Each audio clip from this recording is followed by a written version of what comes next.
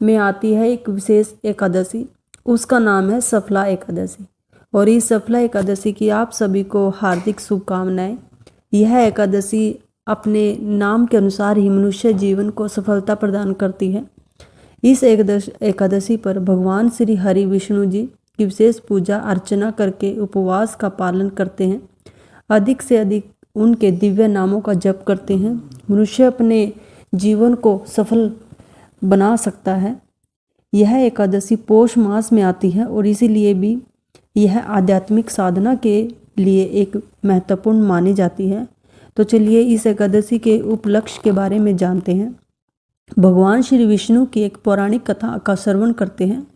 तो चलिए हम एकादशी की व्रत कथा सुनते हैं।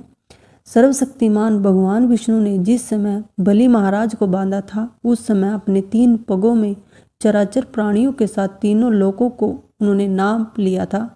भगवान के उन तीनों पगों में से पहला पग हाटकेश्वर क्षेत्र में पड़ा था, दूसरा पग उनके महरलोक में रखा था और फिर भगवान चक्रपाणी ने तीसरा पग रखने का प्रयास किया।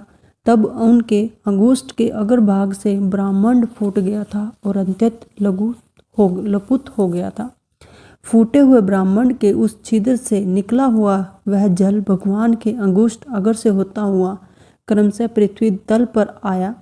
चंद्रमा के समान उज्जवल जल से विभूषित उस तीर्थ को इस संपूर्ण जगत में विष्णुपदी गंगा के नाम से जाना जाता है।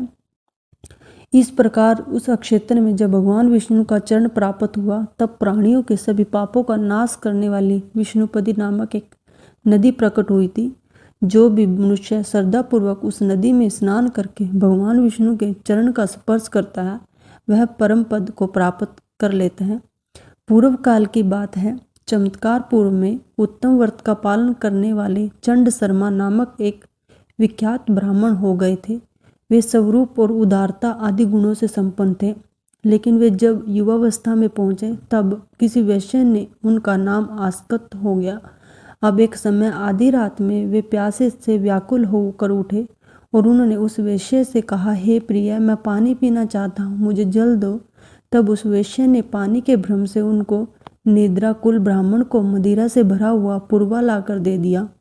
अब मुख में मदिरा जाते ही ब्राह्मण अत्यंत क्रोधित हो गया। उस विषय को बार बार दिखराते हुए कड़ी फटकार लगाने लगे। अरे पापी, तूने यह क्या कर दिया? आज मदिरा पीने से मेरी ब्राह्मणता निश्चय ही नष्ट हो गई है, इसलिए अब मैं आत्म शुद्धि के लिए प्रायश्चित करूंगा। ऐसा कहकर वे दुख पूर्वक घर से बाहर निकल गए, निर्जन वन में गए और करुणा सवर में विलाप करने लगे। तत्पश्चात प्रातः काल होने पर उन्होंने अपने शरीर के सभी बाल निकलवा लिए, वस्त्र सहित स्नान किया और उसके बाद वे श्रेष्ठ ब्राह्मणों की सभा में गए। उन्होंने प्रमाण किया और फिर उनसे कहा, हे ब्राह्मणों, मैंने जल के धोखे से मदिरा पी ली, मुझे दंड दीजिए। तब उन्होंने ब्राह्मणों ने बार बार धर्मशास्त्र का विचार किया और फिर कहा, हे ब्राह्मण, देव अगर जानबूझकर या फिर अज्ञान से भी मदिरा पी लिया जाए तो मदिरा के बराबर ही खौलता हुआ घी पीना चाहिए और ऐसा करने पर ही उसकी शुद्धि हो सकती है।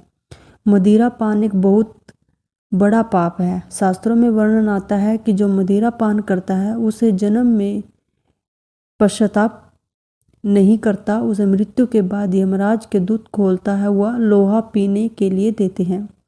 इसलिए अगर तुम आत्मा शुद्धि चाहते हो तो यह प्रायश्चित करो, इसी जन्म में खोलता हुआ घी पी लो। यह सुनकर ब्राह्मण ने कहा, बहुत अच्छा, ऐसा ही करूँगा।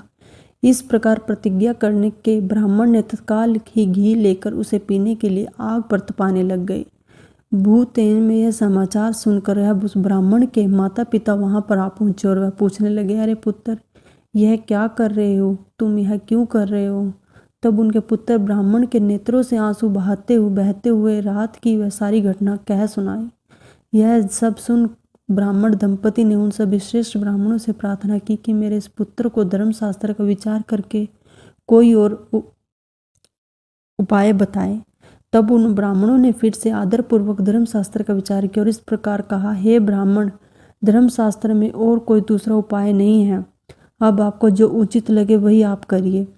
तब ब्राह्मण ने पुत्र से कहा, बेटा तीर्थ यात्रा करो, उसके बाद क्रमशः अनेक प्रकार का व्रत करने से पवित्रता को तुम प्राप्त हो जाओगे।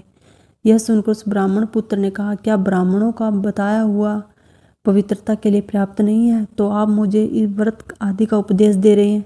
पुत्र का यह निश्चय जानकर पुत्र, वत्सल्य पिता और उनकी माता ने स्वयं शरीर त्याग देने का निर्णय किया और यह सोचकर प्रसन्नतापूर्वक अपना सब कुछ ब्राह्मण को दान कर दिया। फिर माता ने कहा, पुत्र जब हम दोनों अग्नि में प्रवेश कर जाएं, उसके बाद तुम मरणांत प्रायश्चित करते रहना। ऐसा कहकर वे दंपति प्रसन्नतापूर्वक मृत्यु के लिए अग्नि के पास गए। उनके साथ ही उनका पुत्र भी था। इतने में वेदों के प्रांगत विद्वान शांडिल्य मुनि तीर्थ यात्रा करते हुए वहां पहुंचे। जब उन्होंने सारी बात सुनी तो उन्होंने वहां पर उपस्थित ब्राह्मणों को फटकार लगाते हुए कहा, ओह तुम सब लोग अत्यंत मूढ़ हो, क्योंकि तुम्हारे कारण सुंगम प्रायश्चित के होते हुए भी आज यह 3 ब्राह्मण व्यर्थ ही मृत्यु को जहाँ श्री गंगा जी उपलब्ध नहीं होती वहाँ तो साक्षात विष्णुपद गंगा विद्यमान है, उसी में यह स्नान कर ले तो भी पाप शुद्ध हो जाएंगे। शांडिल्य मुनि का यह वचन सुनकर सभी ब्राह्मणों ने शांडिल्य मुनि को साधुवाद दिया और उन्हें फिर उनसे कहा, हे मुनि आपका कथन सत्य है। इसके बाद वे सभी लोग ब्राह्मण को समझा बुझाकर विष्णुपति गंगा के तट पर ले गए। वहां ब्राह्मण ने जैसे ही मुख में गंगा जल डालकर कुल्ला किया वैसे ही वह शुद्ध हो गया। फिर जब वे उस शोभायान जल में स्नान करने लगे तो उस समय स्पष्ट स्वर में आकाशवाणी हुई, विष्णुपति का संपर्क होने से और उसके जल में स्नान और आचमन करने से ब्राह्मण देवता शुद्ध हो गए हैं, अतः वे अपने घर लौट सकते हैं। यह सुनकर सभी लोग हर्ष प्रकट करने लगे, अपनेपन घर चले गए। भगवान श्री विष्णु की महिमा गाते हुए इस विष्णुपति तीर्थ का महात्म बताते हुए सूत गोस्वामी कहते हैं, हे ब्राह्मणों, ऐसी प्रभावशाली विष्णुपति गंगा इस क्षेत्र के पश्चिम सीमा पर विद्वान है और वह सभी पापों का नाश करने वाली है। इस पवित्र नदी के तट पर जो स्नान करता है, पितरों का श्राद्ध कर्म करता है, एकादशी व्रत का पालन करता है और आचमन करता है और उसके साथ ही भगवान श्री विष्णु की पूजा अर्चना आदि करता है, उसके पूर्व जन्म के और वर्तमान जन्म के समस्त पापों का नाश होता है। जो प्यास से पीड़ित होकर बिना भक्ति के भी अगर उस तीर्थ के जल में प्रवेश कर लेता है तो वह भी पाप मुक्त हो जाता है। इसलिए इस पवित्र नदी के तट पर एकादशी, चांद्रयान व्रत और एक भगवान श्री हरि के निमित्त तपस्या का करने का विशेष महत्व है। एकादशी आदि व्रतों का पालन करके ब्राह्मणों को दान देकर उन्हें भोजन करवाने के बाद अपना व्रत समाप्त करने पर मनुष्य को परम उच्च गति प्राप्त होती है। तो यह थी आज की सफला एकादशी के उपलक्ष्य में भगवान श्री विष्णु की महिमा की यह पौराणिक कथा। मैं उम्मीद करती हूँ कि आपको यह कथा अच्छी लगी होगी। इस सफला एकादशी की पौराणिक कथा आप सुन सकते हैं। अगर आप इस चैनल पर पहली बार आए हैं तो इस चैनल को सब्सक्राइब करें, वीडियो को लाइक करें और लोगों को शेयर करें ताकि उन्हें भी इस एकादशी के बारे में एक सुंदर पौराणिक कथा सुनने का अवसर मिले।